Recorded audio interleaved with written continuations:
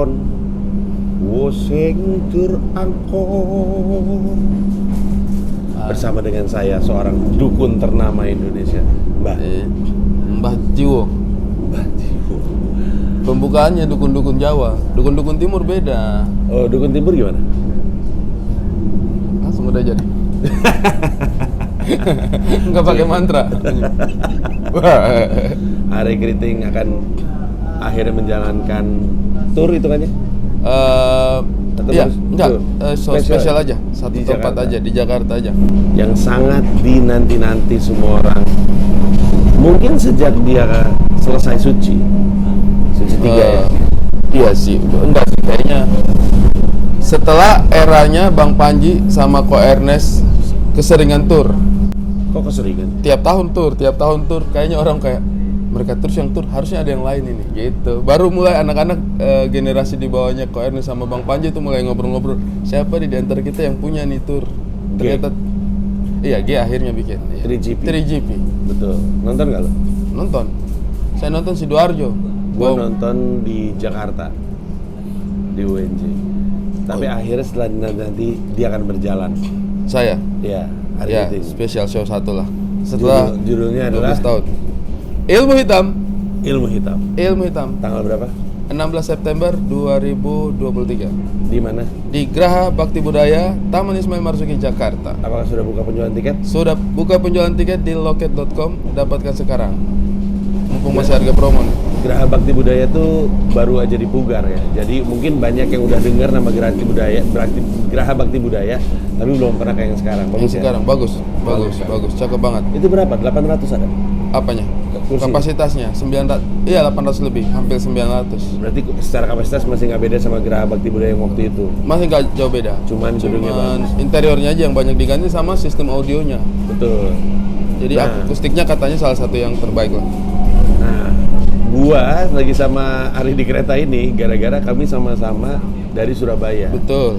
Dia ada job sama Sandiaga Uno, Sama Mbak Najwa Shihab. Kenapa harus kan Pak Sandiaga juga di situ sebagai tamu loh ya, sama. tapi kan ada kan. Iya, tapi kan yang ngasih jobnya kan Mbak Najwa Shihab yang ngajak. Langsung apa dipepetin ke politik itu. Najwa Shihab. Sementara gue bikin festival Hiduplah Indonesia Maya. Ya. Gue sama Dono Pradana, beda kelas emang. Pengisi acara gue Dono Pradana, dia satu acara sama Sandiaga Uno. Oh, Dono Pradana berkelas banget itu untuk Surabaya, dia yang Dibanding pegang. Sandiaga Uno? Dono Pradana. Aduh, kasihan banyak ketumpahan kopi. Nah, jadi pikir-pikir tadinya tuh kami janjian mau ngerjain ini di Jakarta. Di Jakarta. Akademika. Betul. Tapi akhirnya Kayaknya udah biasa ya kalau di dalam gedung-gedung gitu. Betul. Suasana kereta gini. Beda loh ya. Beda. Kebetulan saya juga punya adik Jawa.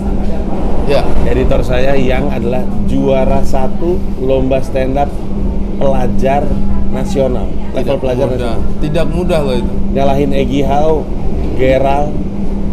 Waktu itu kamu ikut pas kuliah semester berapa tadi? SMA. Oh, saya kira yang lain SMA dia kuliah sih kayaknya. Yang penting saya curi umur. Jadi dijagain sama dia. Jago dia. Nah, Ari Kriting juga keterlibatan sama karir gue tuh panjang sekali. Pertama kali dia opener Merdeka dalam bercanda Kota Bandung. Betul. Itu udah suci belum? Lagi sementara suci. Oh ya? Kayaknya lagi sementara suci itu. Itu 2012. 2012. Iya. Saya berangkat ke Bandung sama siapa? Abdur Arsyad. Abdur Arsyad. Enggak. Iya, Oh, Mesake. Bener, Mesake. Kan habis Mesake baru juru bicara. Berarti 2013. Mesake 2013. Betul.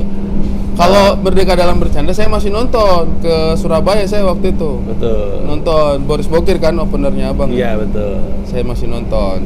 Nah, di Bandung dia openernya dia bawa Abdur masih kurus. Betul. Ya, belum suka fitnah orang dia. Habis itu Abdur jadi openernya Bang Panji di Opener lokal. Malang. Betul. Tapi gue nggak nonton. Tapi gue denger pecah sekali. Pecah. Jadi reputasinya duluan yang nyampe gue. Abdur itu selalu pecah. Ya, itu by the way kopinya udah jadi ya? Udah. Ya. Oh, yang punya dia?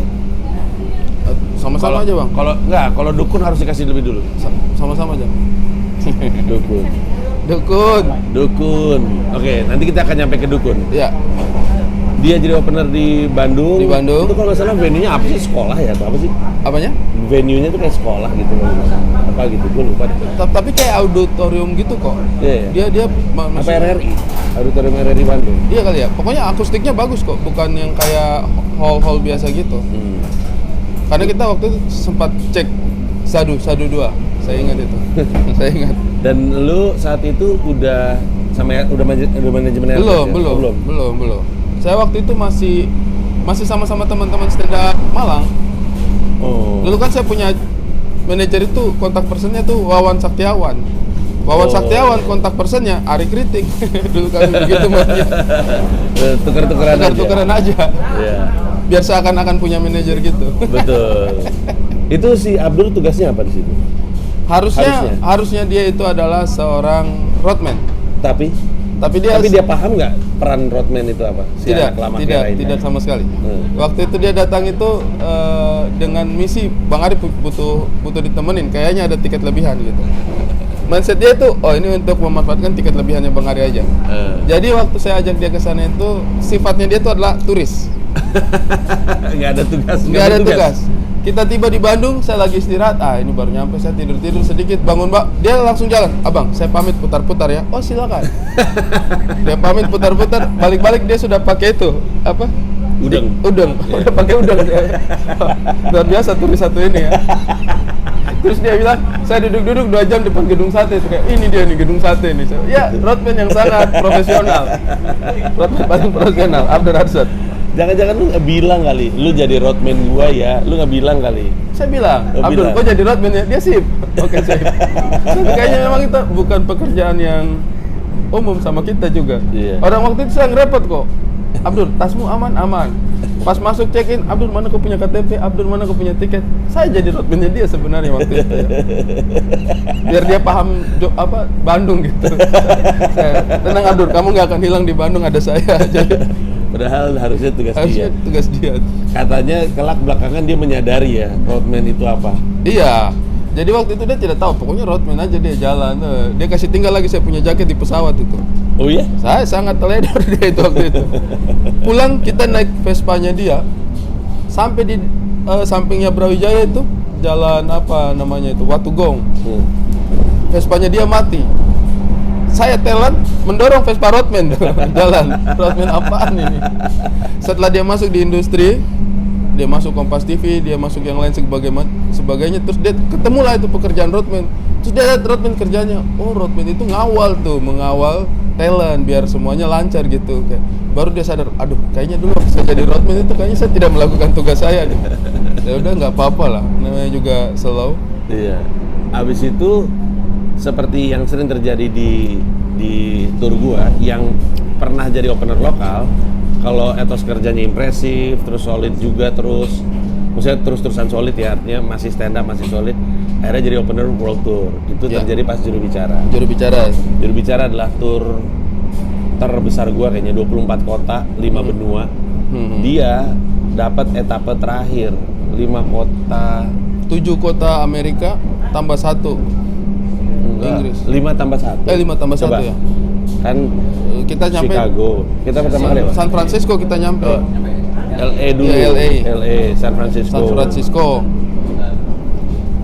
Boston. Di Philly Washington dulu. DC. Oh, Philly dulu. Philly, Chicago, DC. Philly, Chicago, DC. Baru pindah ke Liverpool. 61 ya? Ya, kita hampir 1 bulan bersama. Nyaris 1 Iya, bulan. 24 hari kalau nggak salah. Iya, betul. 25 hari itu. Apa yang lu ingat selama 24 harian itu yang kita bersama-sama? Banyak bang. Dengkur. Gue tadi malam juga kayaknya ngorok nih, tenggorokan gue langsung capek. Ngorok ya? Iya, karena kan kita waktu itu rombongan berapa kita ya? Berenam ya? Berenam kita, rombongan berenam. Akhirnya tidur itu ya satu kamar berdua, satu kamar bertiga gitu. Nyampur lah. Ya. Wah itu memilih siapa yang sekamar sama Bang Panji itu. Oh enggak, itu itu tugas wajib opener tuh. Iya, sekamar sama Bang opener Panji. selalu tidur sama gue. Saya selalu tidur Bang Panji di atas, saya di bawah. Ya lumayan lah untuk meredam gitu, untuk meredam perbedaan level ini adalah sedikit di bawah itu kayak oke lah. Apa dengkurannya lewat di atas kepalanya saya aman. Itu gunung apa? Semeru kayaknya. Oh gitu bentuknya. Oh bukan, ini Gunung Arjuna, itu yang di sampingnya itu, yang Gunung Arjuna itu yang tinggi itu. Oh iya, Arjuna. Arjuna kan? Itu Gunung Arjuna. Gunung terbesar di Pulau Jawa. Kalau yang tertinggi Semeru. Tapi kalau yang terbesar itu Arjuna, itu dakinya itu bisa 3 harian kalau nggak salah ya Mas ya. Iya. Pokoknya pendaki kalau ke Arjuna itu emang udah trek lama, udah trek panjang lah. Nah kalian searching aja apa yang kita lihat. Apaan tuh? Supaya tambah berasa vibe naik keretanya. Oke, jadi memang ngorok adalah identitas, masalah jati diri. klasik, masalah klasik saya. Ngorok itu satu, terus makan Philly cheesesteak di tempat pertama Philly ada Philly cheesesteak. cheesesteak, betul. Wah, namanya apa ya? Yang sebelumnya main basket dulu lagi di seberang. Iya, main basket. Pokoknya ini banget lah kita apa? Aktif. American apa sih namanya itu?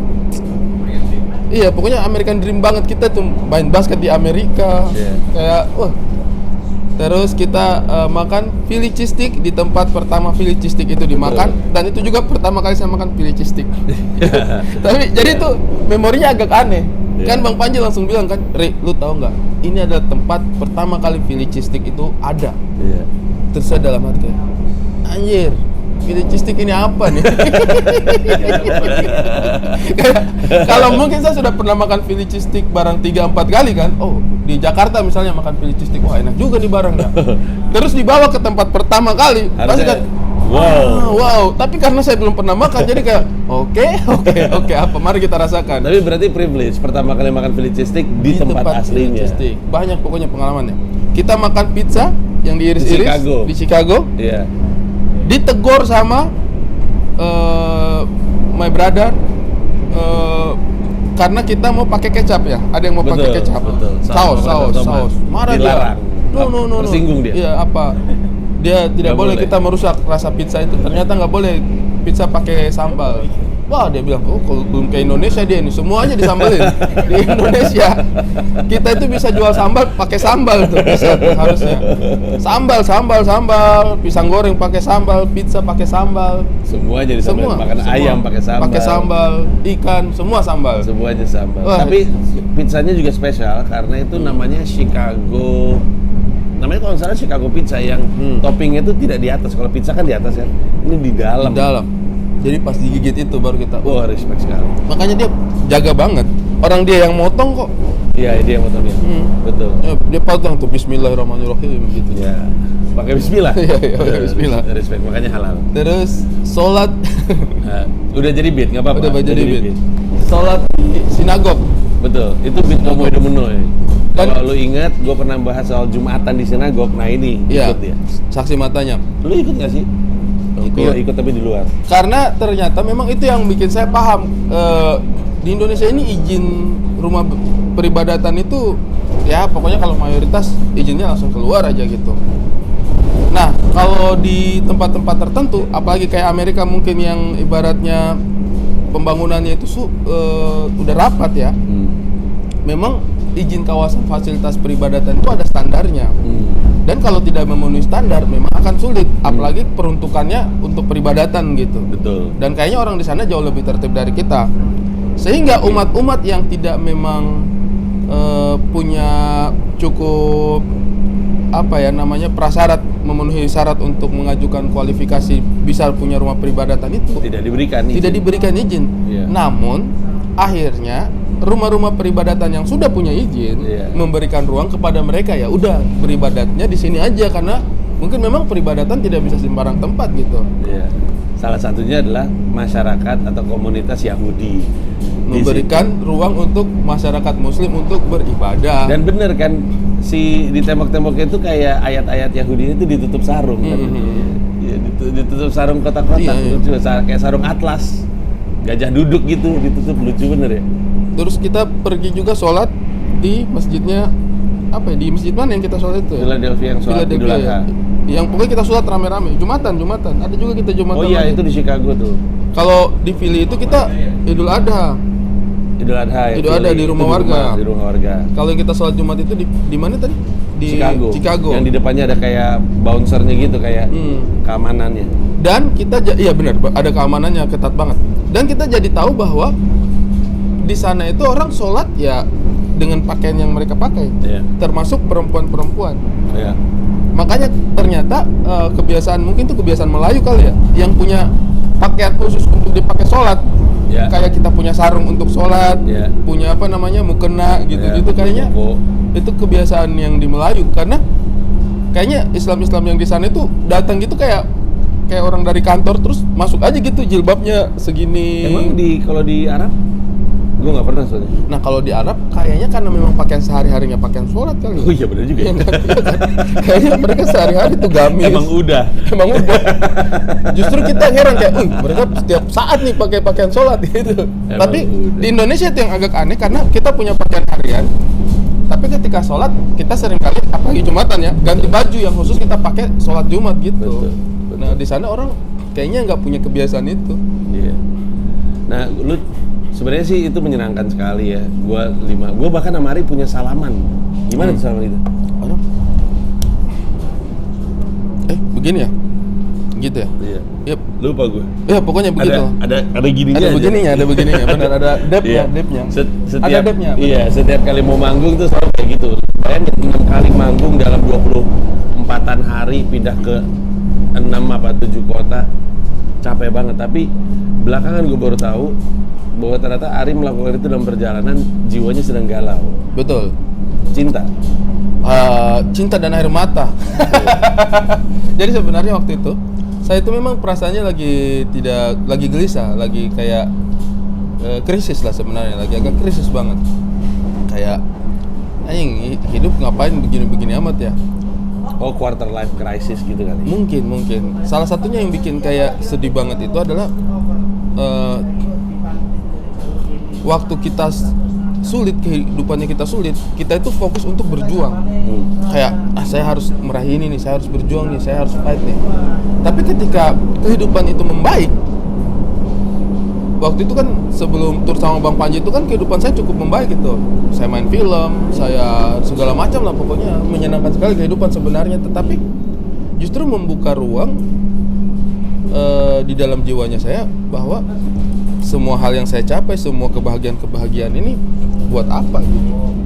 Karena tidak ada tempat membaginya. Serius. Karena deep. Serius. Maksudnya nggak ada yang diewe. Iya. Kalau beneran. Kayak orang kalau cerita susah itu kalau dibagi sama teman itu bisa tuh. Misalnya saya lagi susah apa gitu. Telepon Bang Panji mungkin malam-malam jam 1 gitu. Bang, bantu dulu Bang. Pasti Bang Panji terima kan? Angkat. Betul. Kenapa lu Ri? Pasti tuh. Atau Ko Ernest atau siapapun yang saya anggap dekat, G Pamungkas misalnya, atau siapapun lah yang maksudnya saya percaya untuk kalau saya cerita susah ini pasti ngerti nih.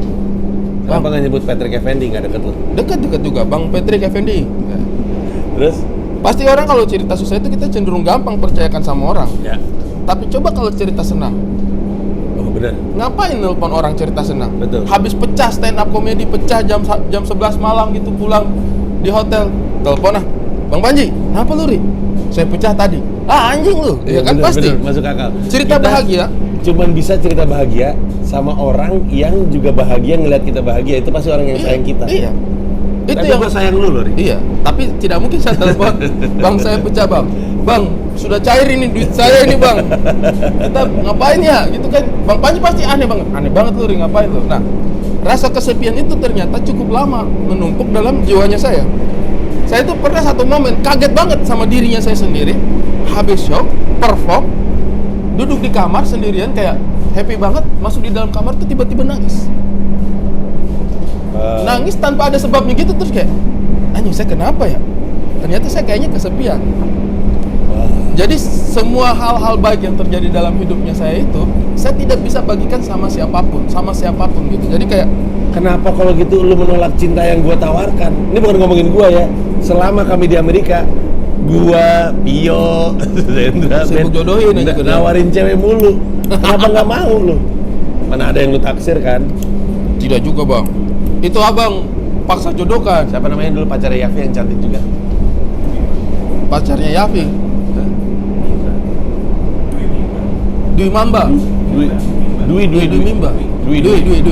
Iya, itu kan Dwi. cantik. Pacarnya Yafi kan itu. Oh iya ya, tapi kan udah putus. Oh, waktu itu belum. Belum, ya. Waktu itu belum.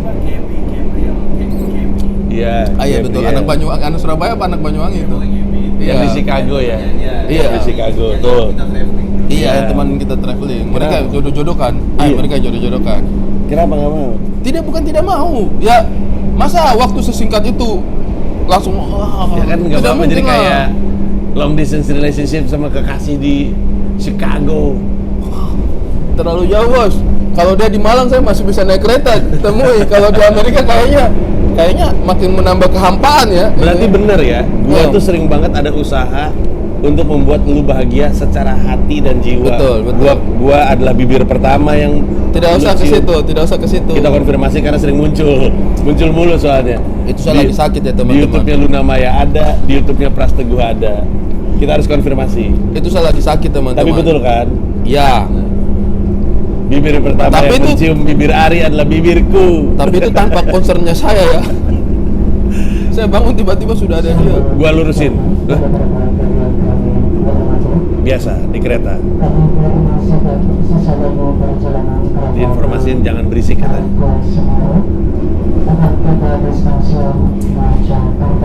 Oh, mau berhenti Mojokerto. Oh. Gua tadi mau ngomong gini. Gua itu ini mesti dilurusin soalnya Iya. kenapa gua nyium bibir Ari. Ini bukan dalam rangka cinta sebenarnya, bukan dalam rangka Iseng. seks. Gua tuh emang iseng. Iseng parah. Cuma Dan- kadang-kadang batasannya itu loh. Limitnya kan ada ya. Iseng itu kasih masuk apa di makanannya orang. Iseng itu, saya juga iseng anaknya, tapi kayaknya saya tidak mungkin iseng sampai cium bibirnya Abdur atau Mamat gitu, kayak atau Pras gitu atau G. Nggak mungkin. Gak gini. Lu mesti tahu insentif gua itu selalu lucu yang ekstrim. Contoh Yono Bakri gua Ya. biayain naik bisnis kelas. Kaget dia. Kaget. Itu cuman karena gue ngerasa pasti dia ngerasa aneh. Lucu kan ngebayangin Yono Bakri ngeblank di bisnis kelas kan. Lebih lucu lagi gue ngebayangin tamu-tamu yang lewat ngeliat Yono di situ. Kan bisnis kelas duduk dulu. Ngapain nih orangnya? Iya. Apa nggak tahu? Apa nggak tahu ya? Apa nggak tahu ya Apa kalau kursi pesawat itu Ada ada nomornya. nomornya loh. Iya kan lucu kan. Lu Pasti bayangin, awkward, ini cuy. orang bisnisnya apa kok dia bisa duduk di situ. Buat gue tuh lucu. Gue sampai bayar untuk itu, bayarin dia bisnis Lucu, kelas lucu. loh. Terus kayak apa lagi yang gue lakukan secara ekstrim untuk komedi ya? Salah satunya tuh kayak gitu-gitu. Gue tuh Iya, suka iya. suka kalau ada temen tidur tuh gue suka bangunin. Misalkan dia lagi tidur tuh gue bisikin, Ari bangun gitu. Itu kan mulai lagi. Biar kalau pas dia bangun, kaget gitu. Nah Ari waktu itu sakit, dia Demam. lagi demam. Lagi tidur itu di bangku Iya. panjang, saya ingat itu. Iya. Kayak Terus gue bangunin berkali-kali dengan cara itu nggak bangun. Biasanya kan orang bangun gitu. Tanya, Anjing gitu. Dia nggak bangun-bangun. Jadi gue pikir gue cium aja bibirnya. Bangun sih. Terlalu bangun. Saya terlalu bangun gara-gara itu. Langsung kayak Bang Panji langsung lari nyium aspal. Itu di mana sih? Stand Up Fest. Stand Up Fest Dua. 2015. Itu di mana Iya. sih? Stand Up Fest 3 indoor, berarti. di tenis indoor. Stand Up Fest 3. Iya, Stand Up Fest 3, iya, Stand Up Fest 3. Lucu banget itu. Lucu banget. Siapa yang terima juga hal tersebut terjadi sama kita ya? Saya kaget sekali itu. Gue bahkan ini semi spoiler ya. Waktu Erwin punya acara namanya Alinea, di akhir kan ada gimmick barongsai. Lu tau nggak? Lu nonton? Enggak. Wah, harus nonton di Comika.id. Nonton ya. Sampai dengan detik ini, closing joke paling pecah yang gue pernah denger langsung pakai kuping itu di Alinea. Nah, jadi joke-nya itu adalah, tapi ini spoiler ya, maaf. Kalau nggak suka cepetin aja. Di akhir Alinea itu dia ngomong bagaimana Panji itu kalau bikin spesial itu selalu kayak ada nilai tambahnya gitu. Dia bersedia untuk foto-foto sama penontonnya sampai jam 3 pagi. Tanya jawab. Siapa yang mau foto sama gue, kata dia sampai jam 3 pagi.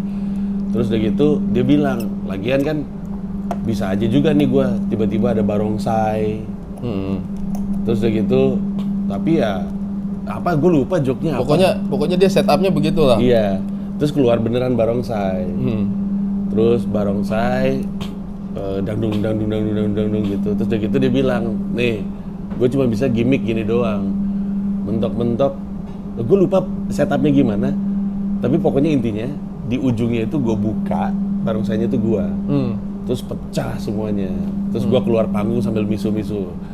Ya Erwin anjing gitu. Nah, orang tuh bingung. Nggak nyangka itu gue lakukan. Erwin aja nggak nyangka kenapa gue mau. Insentif gue tuh cuma lucu aja. Kalau lucu, gue lakuin deh tuh. Mau ngeluarin duit, mau ngelakuin barongsai, sampai latihan gue barongsai sama Rere. Termasuk mencium bibir Anda, lucu itu. Karena kadang-kadang memang kita itu butuh menghibur diri sendiri. Itu kan sebenarnya betul, bagian dari sendiri, upaya menghibur diri sendiri. Kalau kita terhibur dengan materinya teman-teman dan lain sebagainya, normal lah ya. Cuma kadang-kadang kita butuh effort diri kita untuk menghibur diri kita sendiri sih. Betul. Dan itu yang sering terjadi. Walaupun tidak dipahami orang. Sebagaimana Yono nggak ngerti di mana lucunya duduk di bisnis kelas. Sebagaimana dia nggak ngerti di mana lucunya mencium bibir dia. Karena ketika kita yang menjadi korban kan tidak selalu lucu ya. Apa yang terjadi itu lucu di mata. Lucu di mata pelakunya, korban kan ya. Sial lagi gitu yang dikerjain. Ada lagi momen di mana gue cukup berkontribusi terhadap cintanya Ari adalah ketika kami sama-sama main satu film, yaitu Stip dan Pensil. Betul. Di mana gue dan Ari sebenarnya cameo hitungannya. Betul. Pemeran utamanya Ernest, Indah, Tatiana, Tata, sama Ardit Erwanda yang harusnya G Pamungkas sakit. Betul. Aneh banget itu sebuah karir yang dimulai. Karir itu film pertamanya Ardit tuh. Iya, dan itu H-1 kan? Iya, langsung jadi bintang utama film pertama. Iya. Gantiin orang sakit. Nah, di situ magic banget. Dia bertemu dengan Nona pertama kali. Pertama kali. Iya. Langsung naksir? Tidak, sama sekali tidak. Iya. Karena kan Nona waktu itu kayaknya masih umur 17. Masih kecil Nona? Masih kecil sekali. Iya. Masih umur 17. Jadi gue udah kenal Nona lebih dulu ya kalau nggak salah ya. Di Rudy Habibie. Betul. Pokoknya Bang Panji punya banyak ceritanya Nona lah, lebih banyak gitu. Gue lebih dekat sama Indah sebenarnya. Karena waktu di sana Indah tuh kalau curhat sama gue. Betul. Dan ibunya. Baik banget ibunya. Gue nggak ngerti kalau ada yang nggak akrab sama ibunya Indah. Bos, Steve Pensil saya akrab sekali bos. Kami ngopi sama-sama terus. Sama-sama ngopi. Film kedua Jomblo juga akrab sekali bros. Sangat-sangat akrab. Sangat-sangat akrab. Anda jangan bilang saya tidak akrab dari awal. Sangat-sangat akrab. Semua berubah ketika negara api menyerang. Itu benar kenyataannya itu seperti itu. Semua berubah karena lu mulai pacaran. Ya wajar lah.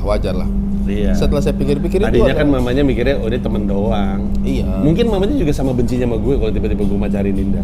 Misalnya mungkin, ibarat kata ya. Jadi ketika hubungannya adalah hubungan ini mah teman kerja, jadi biasa aja.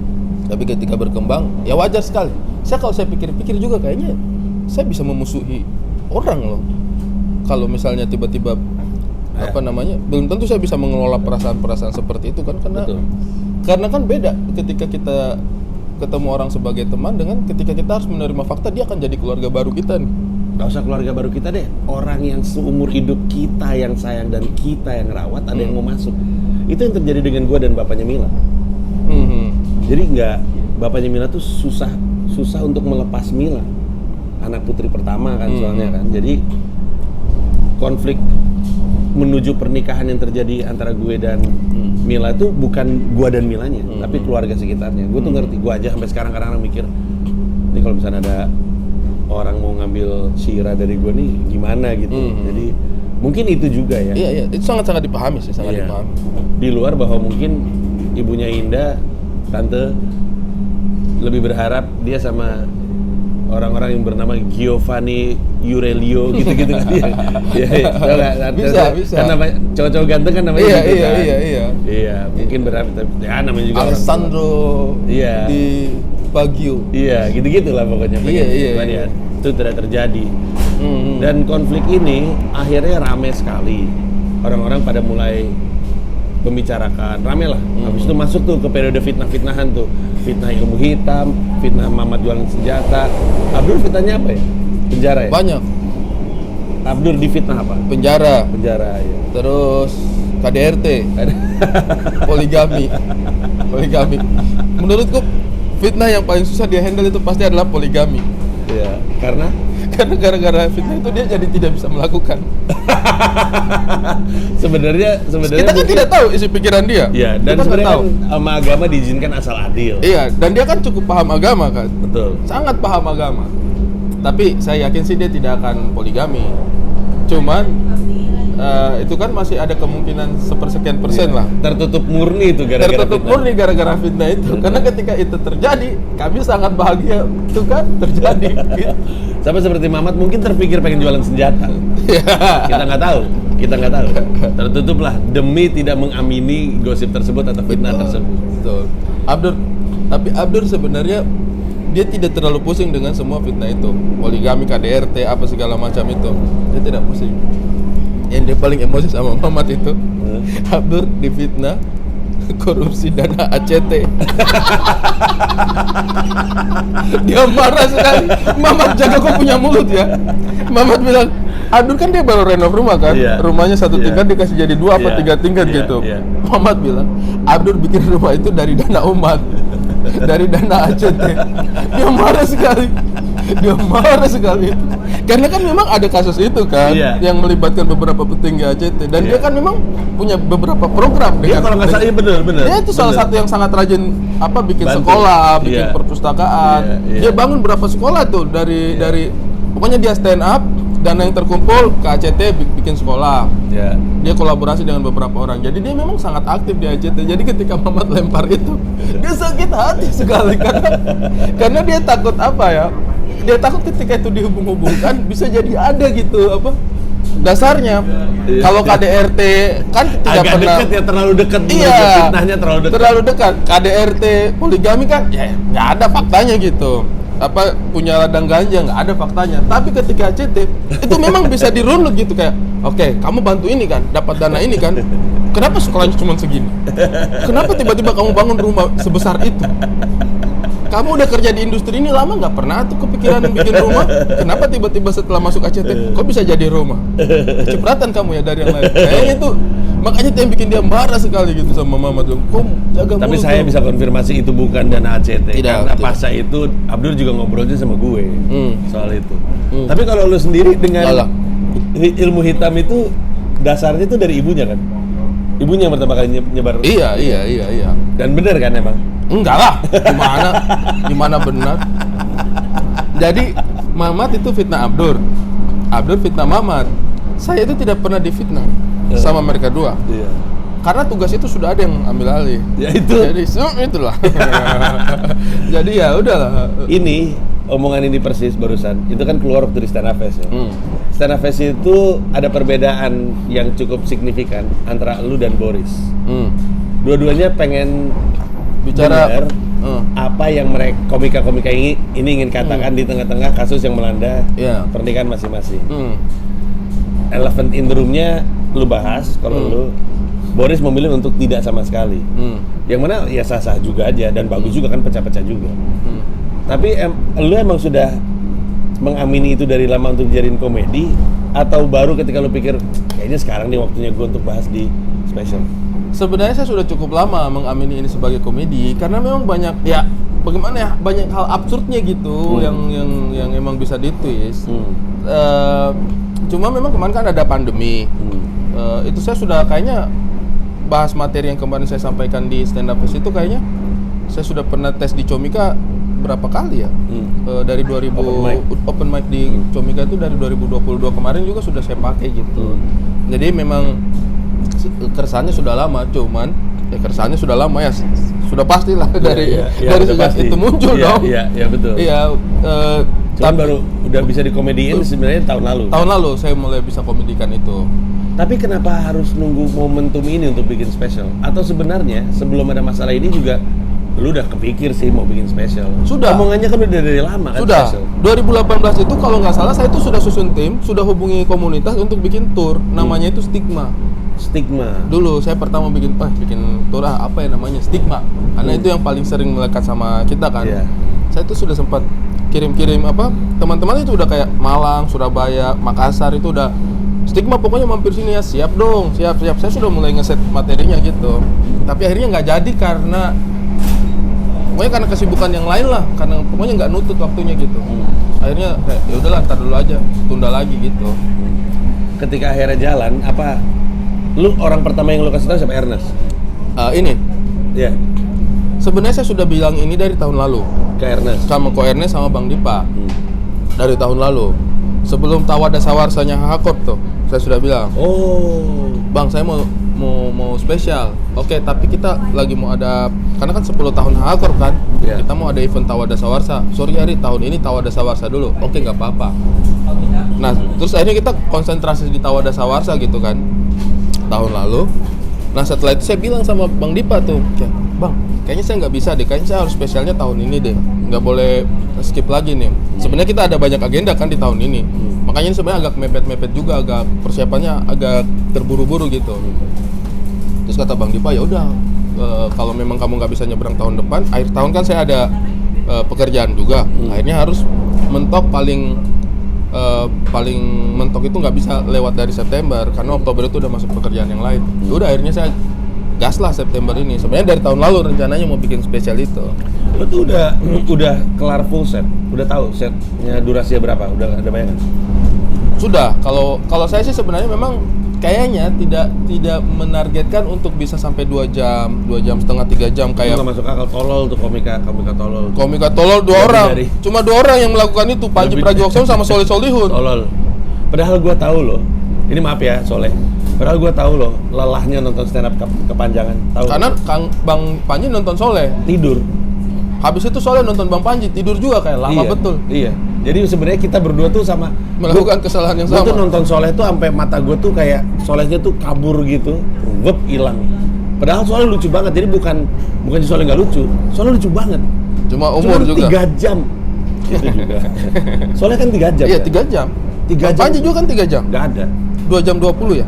Kecuali Komodo Menoy kemarin 3 jam. Tapi Iya, kan iya. karena ada beberapa hal lah ya tuh. Paling lama tuh sebenarnya sama Ari di DC 2 jam 57 menit. Itu juga gara-gara kami bertiga habis nonton Louis C.K. Jadi masih berapi-api.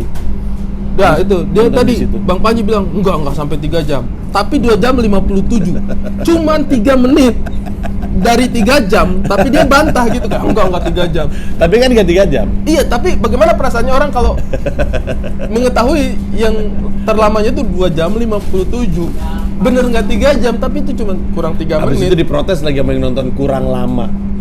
Bangsa. Udah gila. Udah gila kali. Nah jadi lu Kalau saya tidak akan 1 jam selama itu, seperempat. mungkin 1 jam seperempat, Itu 1 jam ideal. setengah, paling Itu lama ideal. lah 1 Itu jam enak. setengah. Itu pas. Sekarang materinya yang tercover itu mungkin sudah sekitar 70%. Oke. Yang matang mungkin sekitar 50% itu saya sudah matang lah, Ya. maksudnya. Nah ini masih dalam proses. Jadi artinya Ari sedang mematangkan proses sampai akhirnya kita bisa nonton spesialnya dia. Ya. Dan ilmu hitam itu tidak hanya ngebahas soal isu ini kan. Sangat jauh lah sebenarnya. Karena ilmu hitam itu sebenarnya permainan diksinya saya. Oh. Ilmu itu kan pengetahuan, pemahaman. Ya. Hitam itu kan kami lah orang-orang timur cenderung hitam di negara ini. Jadi ilmu hitam itu sebenarnya adalah bagaimana orang-orang seperti saya dan saudara-saudara saya yang orang timur I see. survive di negara Republik Indonesia ini. Itu sebenarnya Double meaning. Iya, double meaningnya di situ. Wow. Ilmunya orang-orang hitam ketika dia harus, karena tantangannya tetap berbeda untuk Iya. kami. Ada beberapa hal keresahannya saya yang saya coba sampaikan di situ, bagaimana orang seperti kami itu sulit mendapat kepercayaan gitu. Iya. Dengan konsep yang sama Ya dengan bisa sesama orang hitam aja saling fitnah. nah gitu. Ya pada akhirnya itu cara kita berdamai. Daripada orang susah percaya sama kita, ya udah kita mainin aja sebagai komedi gitu. Terserah kalian mau percaya yang mana gitu. Ada opener nggak? Opener ada. Siapa aja? Atau siapa? Yang sedang saya propose itu Vito Vito mana? Dita Praja. Vito Comika Media. Betul. Kemudian Oh dia senior Malang juga ya sama. Iya, lebih senior dari saya malah di Malang. Oh. Satu open mic. Dia satu open mic di atasnya saya malah. Kalau hitungan open mic doang sih. Itu beda sama satu open Iya, mic. satu open mic. Tapi dia di markas Comika jarang stand up Vito ya? Oh stand up ya? Dia di luar markas mas. Oh. Terus? Terus kemungkinan saya lagi propose juga Reno Lawalata. Renault. Renault. Udah lama nggak lihat dia stand up. Nah justru itu saya pengen kayak, ayo Ren kita having fun lagi di atas panggung. Untuk yang gitu. lupa, Renault ini Suca dan sempat ikutan WT ya. Iya, dia 4 besarnya Suca juga kok. Maksudnya punya kapabilitas lah. Orangnya juga suka bersenang-senang di atas panggung gitu. Ya. Dan representasi Ambon banget. Renault itu representasi Ambon Betul, banget dengan betul. semua kehidupan yang kalian kenal dan dari iya stereotip. Kalau kami itu memang masih di kulit-kulitnya aja gitu, kayak pernah bersinggungan sama itu, tapi tidak sedalam itu. Kalau dia ini memang yang benar-benar apa yang kalian rasa orang timur itu ini sebenarnya definisinya dia yang pegang tuh. Iya, oke. Core-nya dia yang paling kuat tuh. Terus Priska baru Segu, terus saya. Oke. 3 berarti opener. Iya, saya menjadi openernya saya. Vito, Priska, Renault seru sih. Iya. Seru itu. Mudah-mudahan ya. Iya. Amin. Sekali lagi tanggalnya? Tanggal 16 September 2023 di Geraha Bakti Budaya Taman Ismail Marzuki Jakarta. Tiketnya sudah bisa dibeli di loket.com sekarang. Oke. Dan untuk menutup video ini, ciuman kita. Tidak, Ayo. bos. Tidak. Bisa dong. Sudah 1 kali itu. Pasti bisa. Sudah. Ayo. Tidak mau, bos. Tidak mau.